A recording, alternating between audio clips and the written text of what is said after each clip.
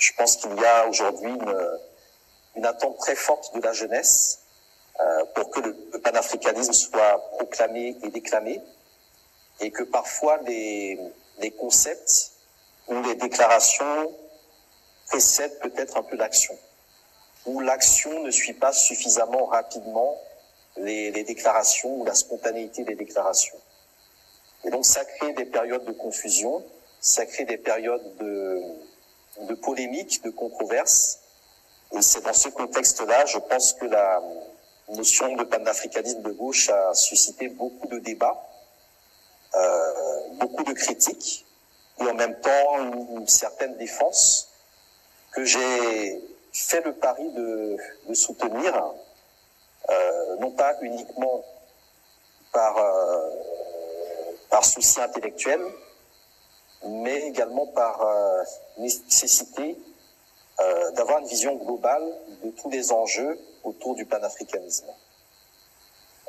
Donc dans le cadrage, il était demandé de réfléchir un peu sur l'identité historique de ce panafricanisme de gauche et de sa signification politique. Alors à titre personnel, je ne me considère pas et je ne me présente pas comme panafricaniste de gauche.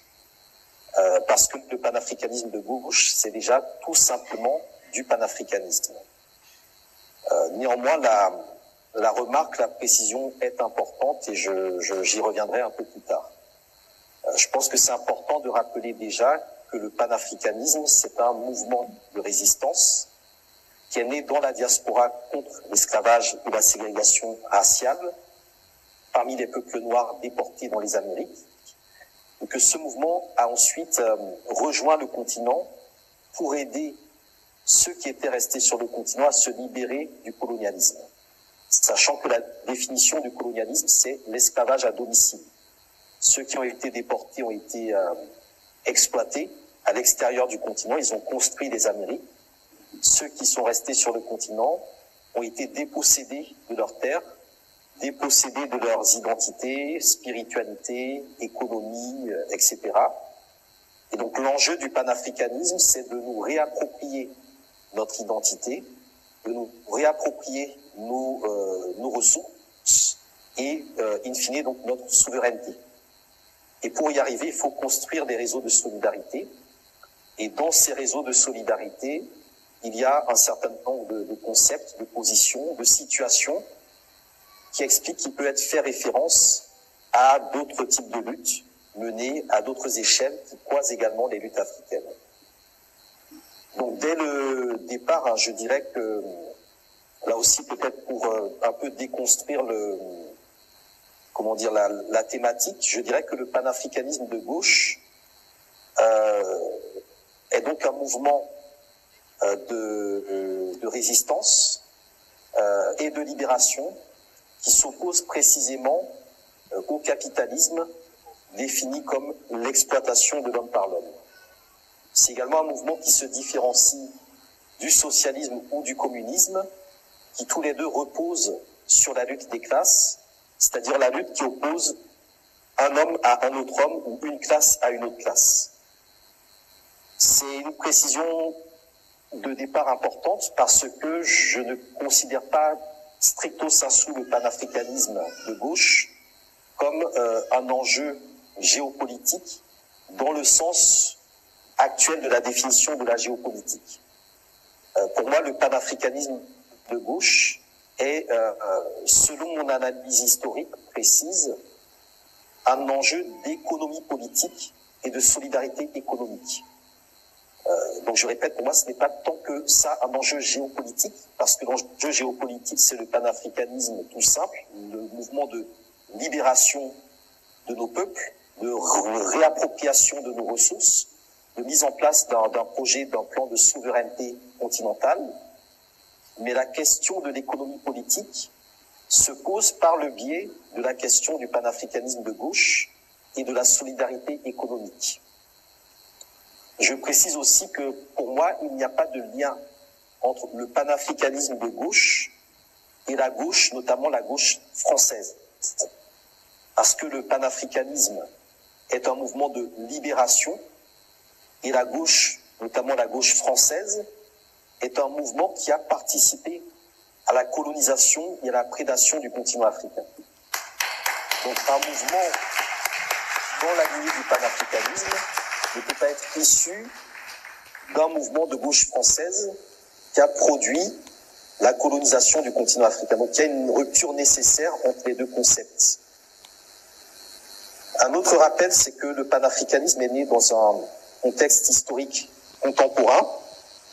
Et il est important de comprendre que l'histoire de l'Afrique, notamment du point de vue de l'histoire économique de l'Afrique, ne débute pas avec les indépendances dans les années 60, mais avec le panafricanisme à la fin du XVIIIe siècle.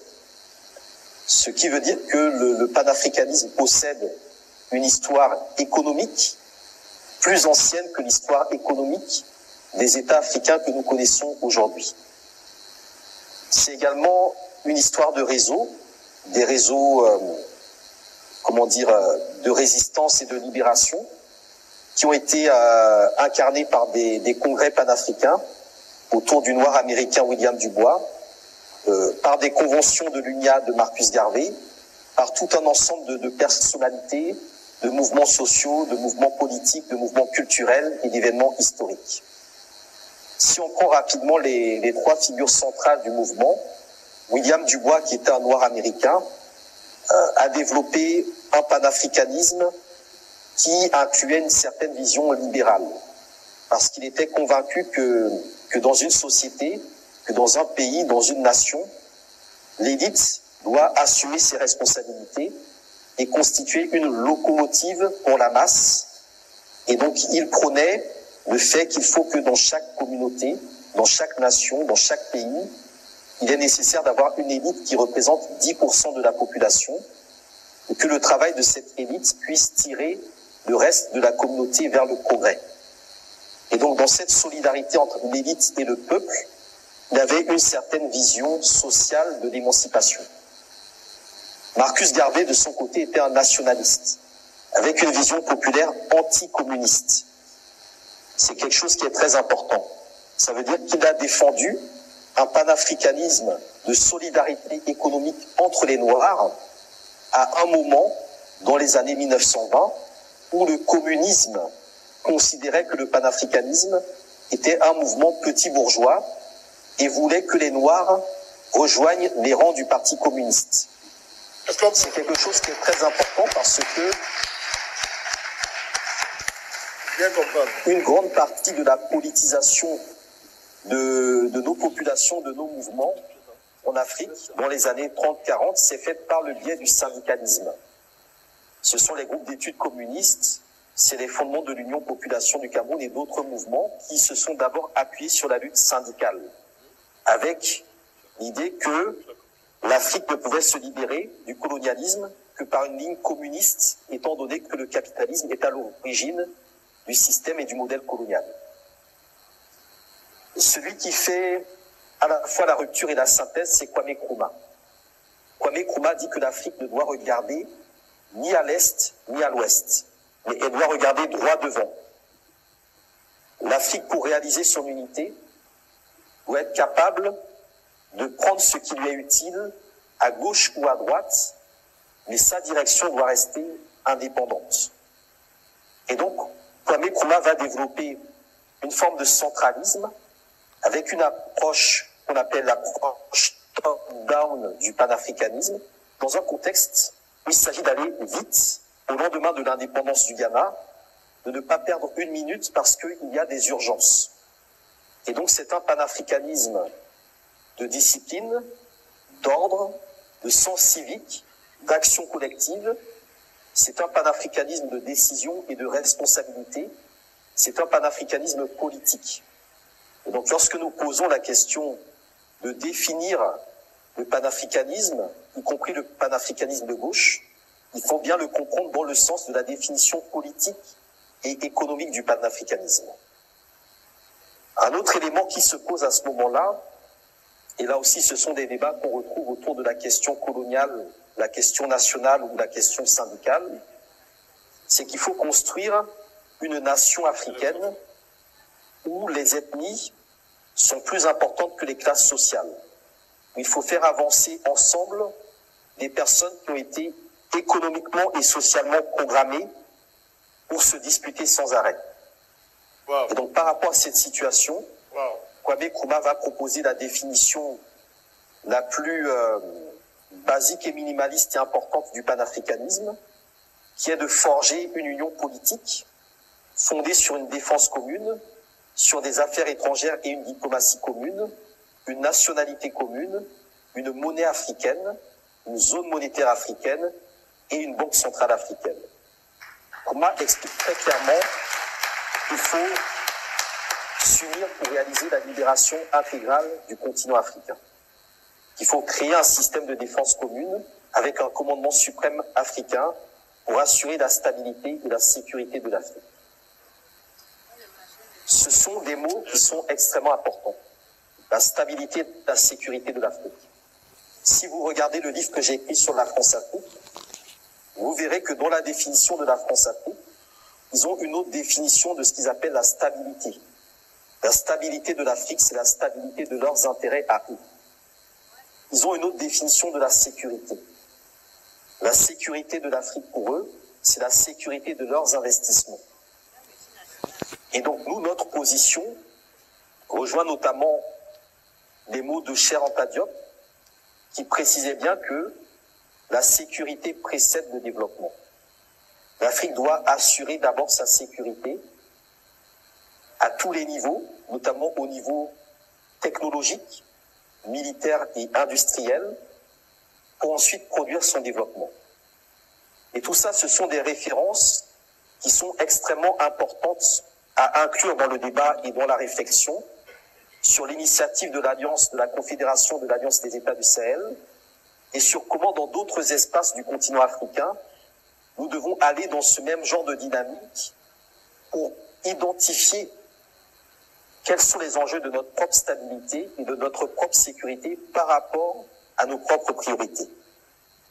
Et c'est dans ce sens-là qu'il y a un certain nombre de points historiques que soulève la question du panafricanisme de gauche, qui justifie l'interrogation dans le cadrage sur décliner l'identité historique du panafricanisme de gauche.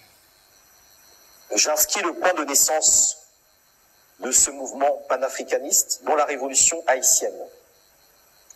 Pourquoi la révolution haïtienne? Parce que au XVIIIe siècle, l'Europe, et ça a continué jusqu'à nos jours, a mis le monde en désordre.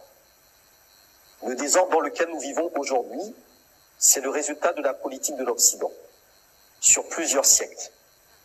Parce que depuis le XVe siècle, et même un peu avant, mais surtout depuis le XVe siècle, à travers l'expansion coloniale et capitaliste, l'Europe s'est donné le droit de diriger et de gouverner le monde.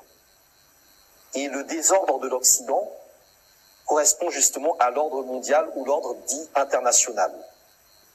C'est un ordre qui repose sur l'injustice, notamment économique, sur la violence politique, sur la prédation, dans le cadre d'un projet colonial dont Haïti a été le territoire le plus riche au moment du départ de la mise en place de ce projet.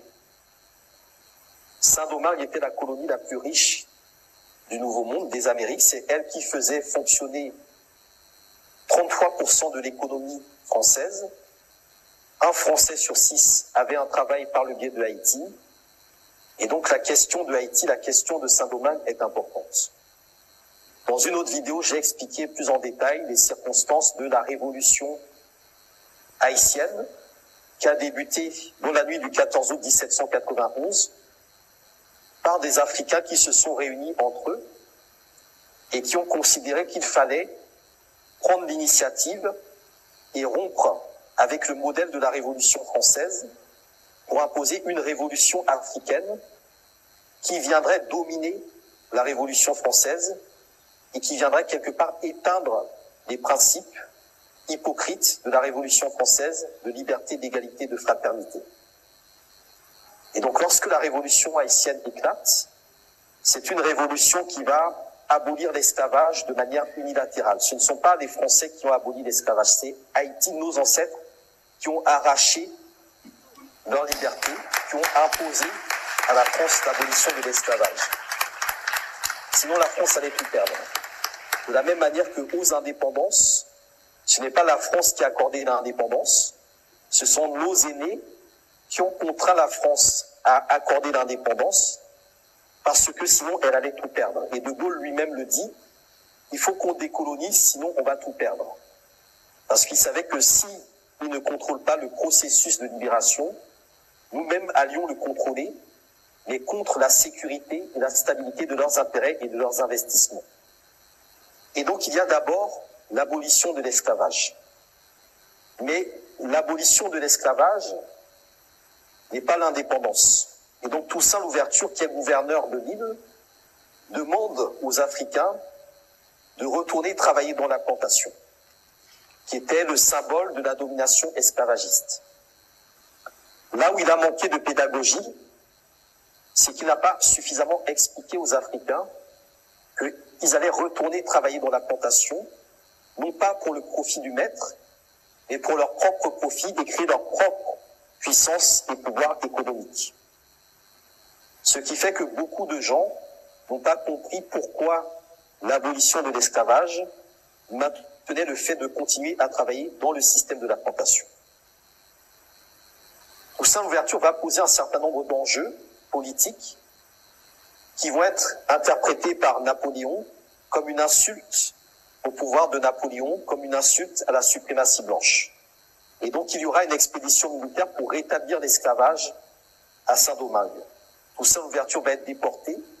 Il explique que sa déportation n'a fait que, multiplier les racines de l'arbre de la liberté. On a coupé le tronc, mais les racines sont profondes.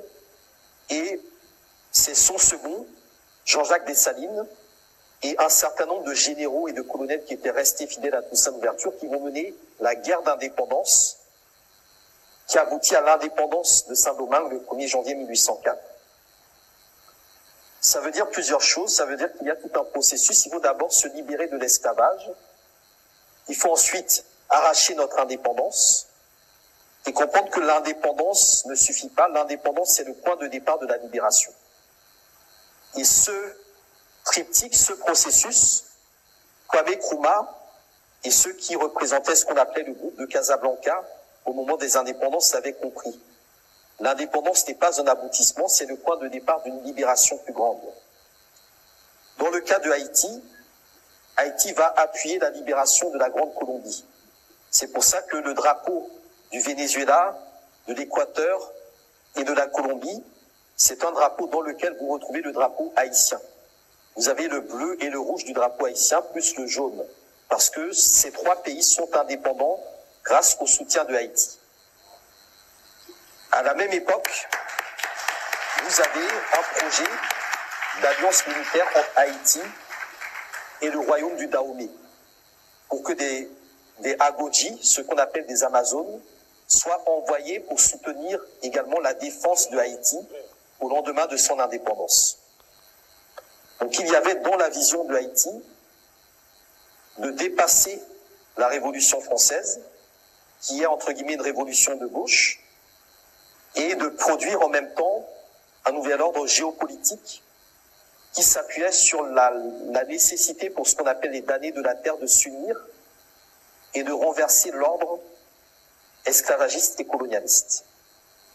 Et Haïti, dans ce sens-là, est la terre de naissance du panafricanisme, dans le contexte d'une révolution qui dépasse le concept de la gauche tel que la France avait pu le penser et le croire comme étant universel. Et donc le véritable universalisme, il est produit par le panafricanisme et non pas par la Révolution française. Est-ce qu'on a suivi ça? Et c'est pour ça que plus tard, Marcus Garvey lui-même, quand il crée son organisation, qui est la plus grande organisation créée par des Noirs dans toute l'histoire de l'humanité, l'UNIA, le U veut dire universal, parce qu'il considère que notre puissance, qui provient d'Afrique, n'a pas de limite, elle est universelle. Et parce qu'elle est universelle, notre conception du panafricanisme, est en contradiction avec la vision de l'impérialisme qui, lui, est hégémonique et veut imposer son modèle eurocentré de l'universalisme. Et donc, tous ces éléments-là, je ne vais pas trop développer, mais ce sont quand même des points importants parce que le combat idéologique repose beaucoup sur ce genre de termes-là.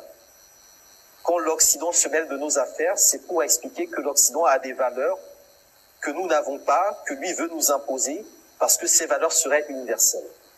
Mais lorsqu'on remonte précisément à Haïti, comme le point de départ des vraies valeurs universelles, eh bien, on déteste l'hypocrisie de ce système occidental. Et c'est pour ça que l'histoire de Haïti a été et continue d'être censurée. Le deuxième élément, c'est qu'en 1825, la France a imposé à Haïti le paiement de réparations en échange de la reconnaissance de l'indépendance de Haïti. Les réparations avaient deux objectifs. Il s'agissait de dédommager les anciens propriétaires d'esclaves de Saint-Domingue, donc de Haïti, par la mise en place d'un fonds de compensation qui va servir en fait au mécanisme bancaire de ce qui deviendra, quelques décennies plus tard, la Banque du Sénégal, qui est l'ancêtre de la Banque centrale des États d'Afrique de l'Ouest. Et donc, je ne vais pas rentrer dans le détail, mais les réparations, le racket de Haïti par la France est le point de départ de tout le système bancaire et monétaire dont le franc CFA, un esclavage monétaire, est aujourd'hui la finalité.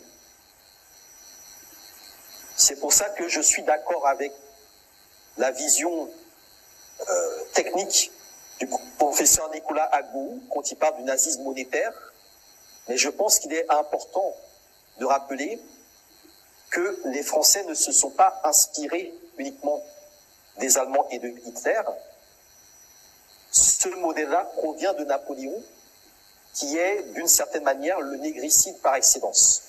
Parce que dans la reconquête de Saint-Domingue, il y avait un projet de génocide, de tuer tous les Noirs de l'île de Saint-Domingue qui avaient connu l'Afrique. Parce que ce qu'il faut bien comprendre, c'est que ceux qui ont mené la révolution haïtienne, dans leur grande majorité, étaient nés en Afrique et avaient le souvenir de l'Afrique. Ils avaient une autre conception, notamment, de la propriété privée, puisque la propriété privée n'existe pas dans nos sociétés traditionnelles. La propriété privée est le fondement même du système économique capitaliste, à partir duquel va se développer ensuite le socialisme et donc toute la pensée de gauche qui repose sur la lutte des classes et donc la lutte de l'homme contre l'homme, chose qui n'existe pas dans notre vision de départ d'un modèle économique et social panafricain endogène. Le deuxième élément, dans le cas des réparations, c'était de dire que pour avoir accès au commerce extérieur, et donc pour commercer avec le reste du monde, Haïti devait payer des réparations. Ça veut dire que la véritable indépendance, la véritable souveraineté d'un pays, c'est quand vous êtes libre de décider avec qui vous voulez commercer, avec qui vous voulez vendre vos produits. Et donc ce que la France a fait, c'est qu'elle a mis en place des mécanismes et des clauses qui obligeaient Haïti à appliquer aux bateaux français des droits de douane inférieurs aux autres bateaux des autres nationalités. On a appliqué à Haïti des mesures et des politiques fiscales qui sont les ancêtres des mesures et des politiques fiscales du FMI et de la Banque mondiale que nos États connaissent aujourd'hui. Ça veut donc dire que la dette imposée par la France à Haïti, c'est le point de départ de ce qu'on appelle le néocolonialisme. Et donc la ligne claire qui est posée par Haïti, c'est la lutte entre le panafricanisme et le néocolonialisme dans sa dimension impérialiste, puisque toutes les puissances occidentales de l'époque, la France, l'Espagne, l'Angleterre, l'Allemagne, les États-Unis, se sont coalisées contre Haïti, qui est la terre de naissance du panafricanisme. Et depuis cette époque-là, il n'y a qu'une évolution de plus en plus sophistiquée de l'encerclement du panafricanisme par les forces impérialistes. Donc ça, c'est pour le cas de Haïti, qui est vraiment le point de naissance de beaucoup de choses. La deuxième référence que je voudrais soulever et partager avec vous, c'est la Freedom Charter, la charte de la liberté, qui était le document programmatique de la lutte contre le régime d'apartheid au niveau de l'Afrique du Sud. C'est une charte fondamentalement populaire, élaborée en 1955, à partir des doléances du peuple, de ce qu'on appellerait aujourd'hui des États généraux, c'est-à-dire qu'on a demandé à toute la population de marquer sur un bout de papier qu'est-ce que vous voulez. Et ensuite, on a regardé ce que chacun avait mis sur le bout de papier. Certains ont dit « nous voulons la liberté, nous voulons la démocratie ». D'autres ont dit « nous voulons des chaussures, nous voulons des vêtements, etc. » Et cette charte de la liberté, il faut la lire en lien avec les résolutions du 5e congrès panafricain de Manchester, qui disait déjà à cette époque-là que la seule démocratie possible pour l'Afrique, c'est la démocratie économique, c'est-à-dire la propriété de nos ressources, la capacité à décider ce que nous produisons et ce que nous consommons, et la nécessité donc d'avoir notre propre modèle économique. Et donc, encore une fois, quand on parle du panafricanisme de gauche, c'est sur la question de l'économie politique et de la solidarité économique que nous devons travailler. Je fais une digression. Dans le cas du Sénégal, il y a évidemment un lien, puisque comme je le disais par rapport à Haïti, c'est de Haïti qu'est né le projet de la Banque du Sénégal, quand en 1848, la France abolit l'esclavage dans ses colonies. Bien suivre ça. J'ai vu un signe, est-ce que vous m'entendez? Vous me recevez toujours? On est avec vous, professeur.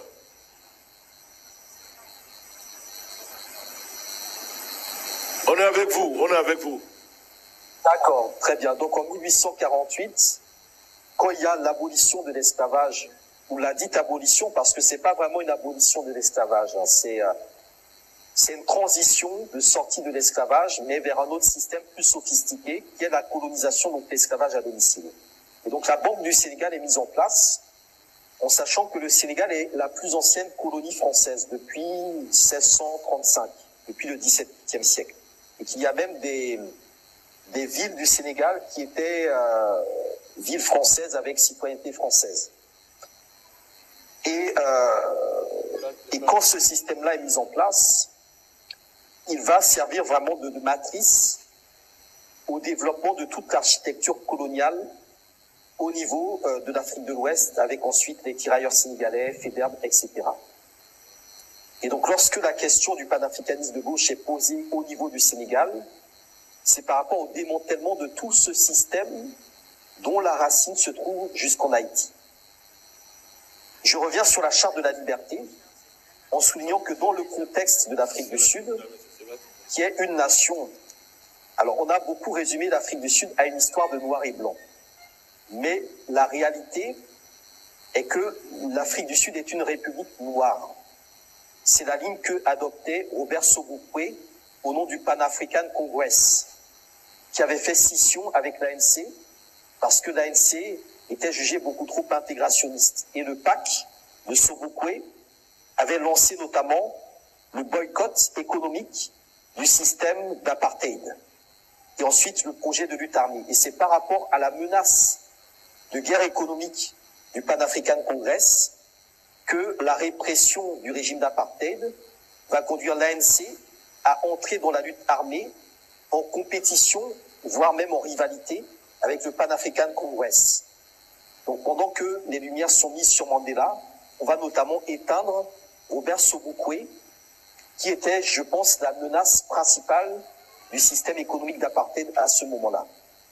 Et donc dans le cas de cette question de la République noire d'Afrique du Sud, c'est l'idée que tous les groupes ethniques doivent être à égalité et que le peuple doit être propriétaire des ressources. Dans cette question de la propriété des ressources, qui est un élément fondateur du panafricanisme, il y a eu différentes expériences sur le continent africain. Dans le cas, par exemple, de Robert Mugabe, le Zimbabwe a aussi connu ces divisions entre des mouvements socialistes et nationalistes. C'est la ligne de la nationalisation des terres, avec l'expropriation des fermiers blancs et la redistribution des terres qui lui a valu les sanctions économiques de l'Occident qui lui a valu une guerre économique et médiatique de la part des Occidentaux.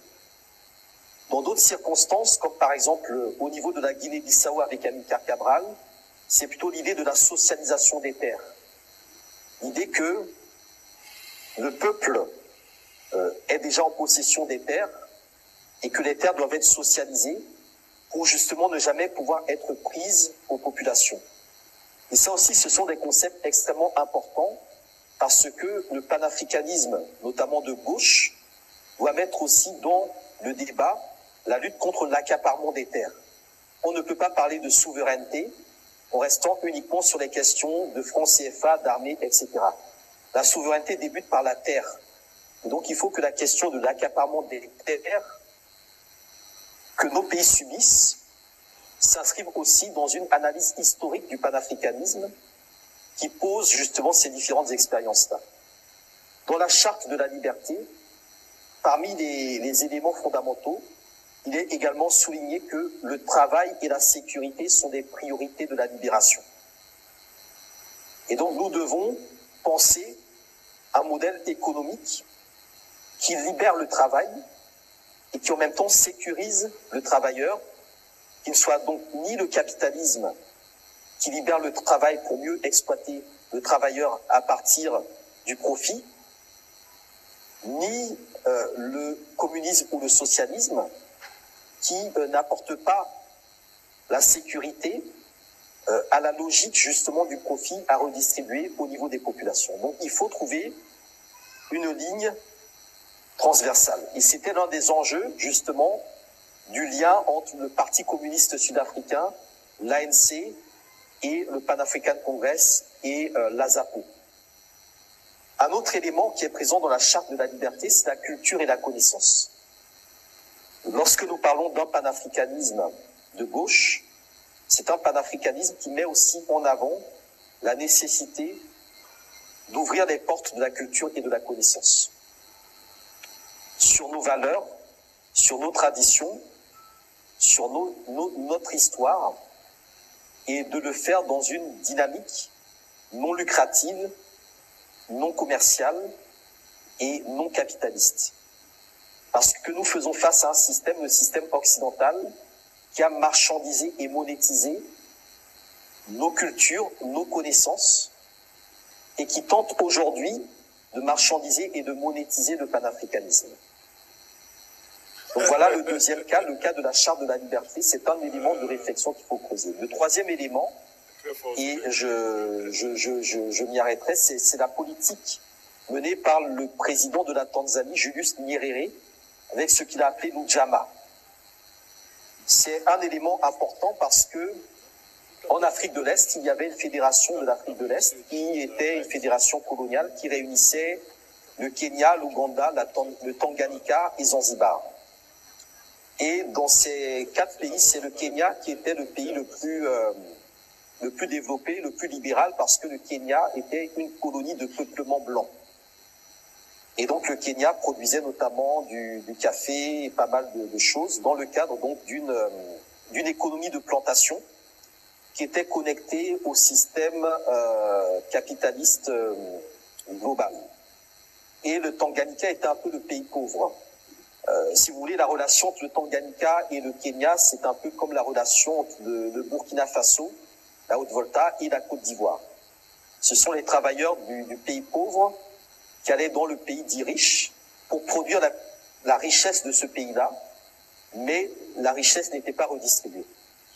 Et donc Nyerere, lui, au niveau du Tanganyika, il a constaté que la question de notre indépendance, de notre libération, nécessitait de poser la question de la dignité économique. Je pense que c'est un élément extrêmement important, la dignité économique. Ça fait partie des questions sous-jacentes à cette notion de panafricanisme de gauche. Quelle est notre dignité économique? Et Nyerere disait que, en tant qu'Africains, nous avons été énormément opprimés, nous avons été largement exploités, nous avons été abondamment couverts de mépris. Et que c'est notre faiblesse qui nous a valu d'être opprimés, exploités, méprisés. Nyerere dit, nous voulons maintenant une révolution une révolution qui mette fin à notre faiblesse, afin que nous soyons plus jamais exploités, opprimés ou humiliés. Donc la question du rapport de force et du rapport de force économique est ici soulevée. Si nous sommes opprimés, humiliés, exploités, c'est du fait de notre faiblesse. Donc nous devons produire des révolutions qui mettent fin à notre faiblesse, qui font que nous ne serons plus humiliés, exploités et opprimés. Nyerere explique aussi que la lutte des classes n'est pas une réalité africaine endogène. Parce que l'Afrique, initialement parlant, n'a pas produit de capitalisme, n'a pas produit d'exploitation, en tout cas dans le sens aussi sophistiqué que l'Occident a pu le faire. Par conséquent, l'Ujamaa, qu'on va traduire comme socialisme africain, mais c'est un peu plus compliqué, ça ne peut être ni le communisme, ni le capitalisme, mais un communautarisme et une modernisation du collectivisme ancestral. Donc la question du panafricanisme de gauche pose la question de la modernisation de nos modèles économiques à partir des bases endogènes, à partir des bases traditionnelles qui ont survécu au capitalisme, donc au colonialisme, et qui sont suffisamment solides pour avoir permis à nos populations de continuer à exister, de continuer à vivre.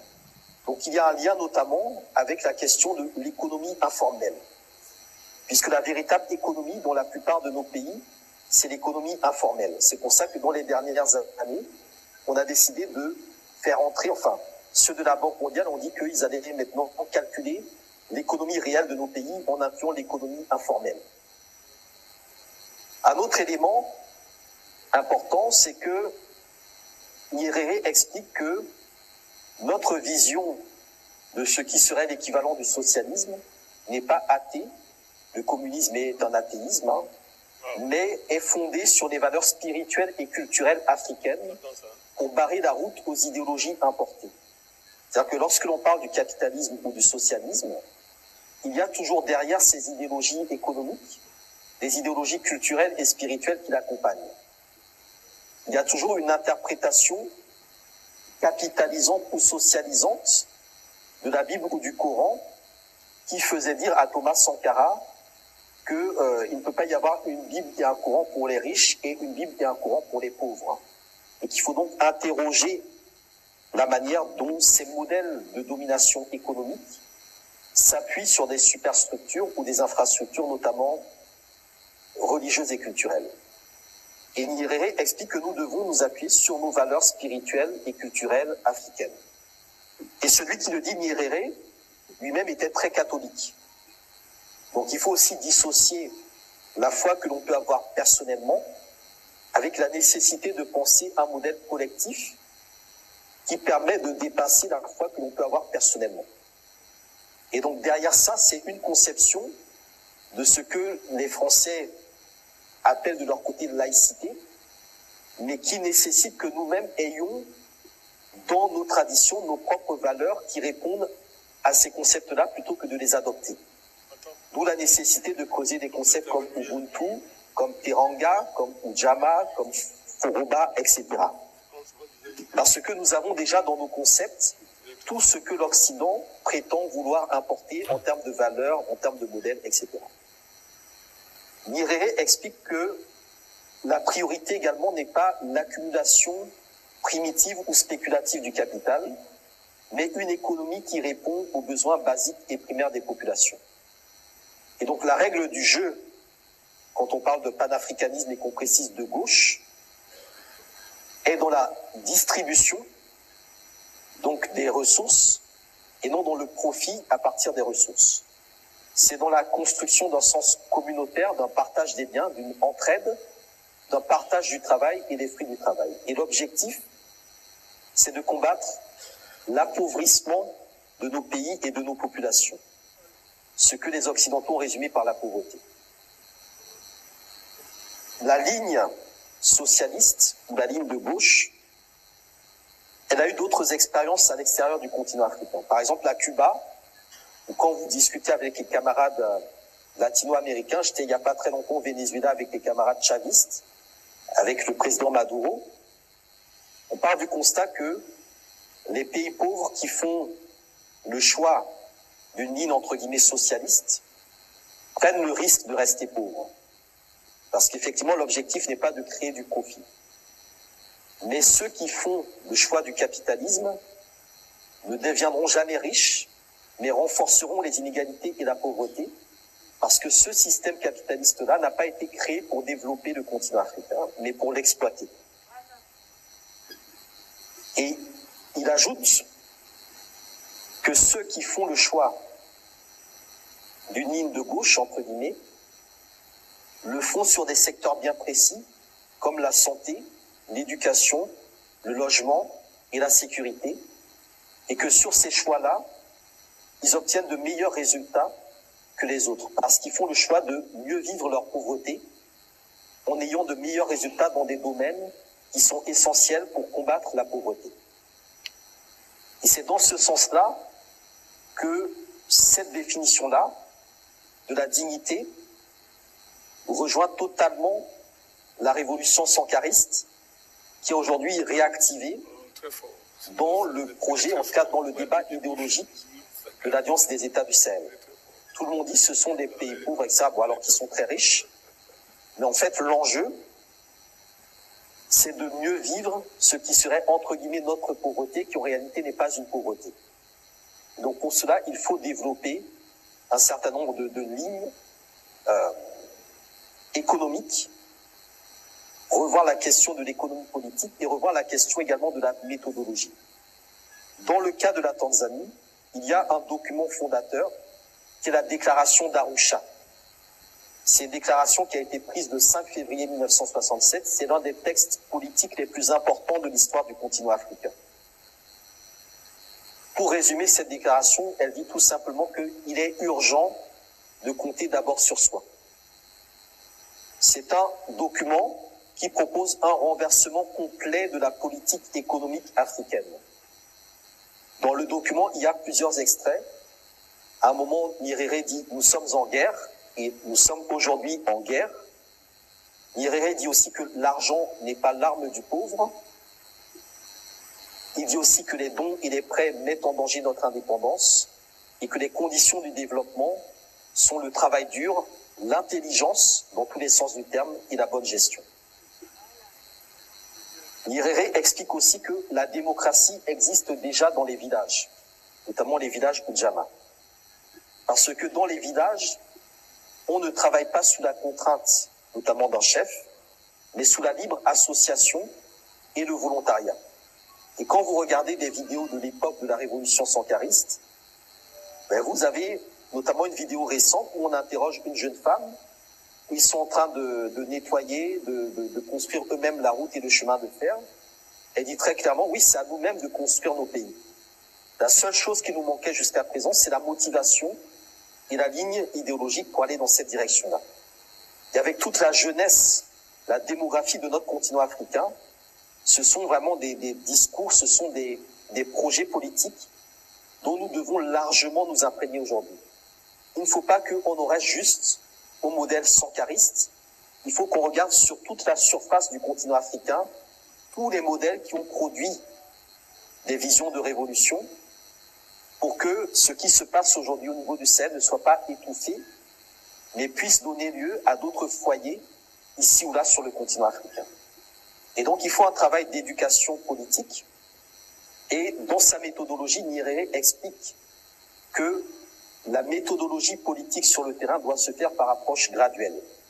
Il faut prendre le temps d'expliquer, réexpliquer, montrer l'exemple, prendre le temps, perdre du temps s'il le faut, parce que des personnes convaincues en convaincront d'autres. Donc nous devons vraiment former la matière grise.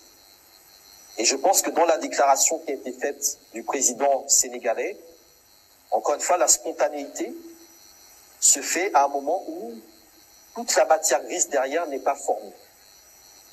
Et donc ça crée du dissensus. Ça crée, je dirais, beaucoup de confusion. Mais je pense, encore une fois, que cette question-là, si elle n'est peut-être pas d'actualité, le panafricanisme de gauche, elle va se poser très rapidement dans les années, les décennies qui viennent. Et ça va rejoindre justement l'intitulé du cadrage thématique, à savoir la question donc de la perspective géopolitique autour donc du panafricanisme de gauche pour ce XXIe siècle, qui sera un siècle de révolution économique, de révolution démographique et de nécessité de poser la question des réparations. Donc voilà en tout cas quelques éléments de réflexion que je souhaitais apporter sur la table.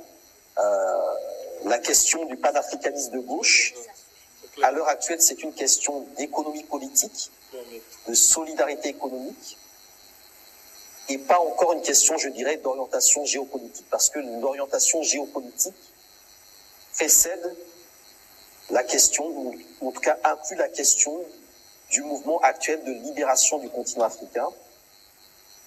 Et une fois que cette libération est suffisamment avancée, il est évident que la question de l'économie politique, de la solidarité économique et in fine du panafricanisme de gauche en lien avec l'histoire originelle depuis Haïti va se poser et va se déployer et se redéployer. Donc c'est dans ce sens-là qu'il faut de la prospective, c'est dans ce sens-là qu'il ne faut pas cataloguer ou jeter à la poubelle telle ou telle formule. Je pense qu'il faut la laisser maturer, il faut garder un œil dessus comme le lait sur le feu et avancer dans le débat d'idées de manière sereine, s'appuyer sur nos ancêtres qui ont été capables de dominer les ancêtres de ceux qui aujourd'hui veulent nous remettre dans les chaînes et continuer à produire de la théorie et de la pratique. Donc en tout cas, merci beaucoup pour votre attention. Merci beaucoup pour le temps d'intervention qui m'a été offert. Donc je précise encore une fois que je ne fais quasiment jamais deux fois la même intervention parce que je pars du principe que les références que j'ai faites, on peut les retrouver ailleurs. Je pense que c'est également important de développer une analyse, de ne pas faire du copier-coller et du réchauffer. Donc ce que je dis n'est jamais en contradiction avec ce que j'ai dit ailleurs, donc ce sera différent, c'est juste quelque chose que je déploie. Et ça me semble important de déployer les idées, les choses, parce que chacun qui écoute pourra ensuite trouver dans ce qui a été dit ce qu'il prend et ce qu'il rejette. Mais il ne faut pas rejeter la totalité parce que la totalité a une cohérence. Mais après, chacun, par rapport à ses priorités, par rapport à sa vision, par rapport à sa ligne du panafricanisme, peut prendre ou rejeter, mais il faut juste prendre en compte la chose dans sa globalité, dans sa totalité.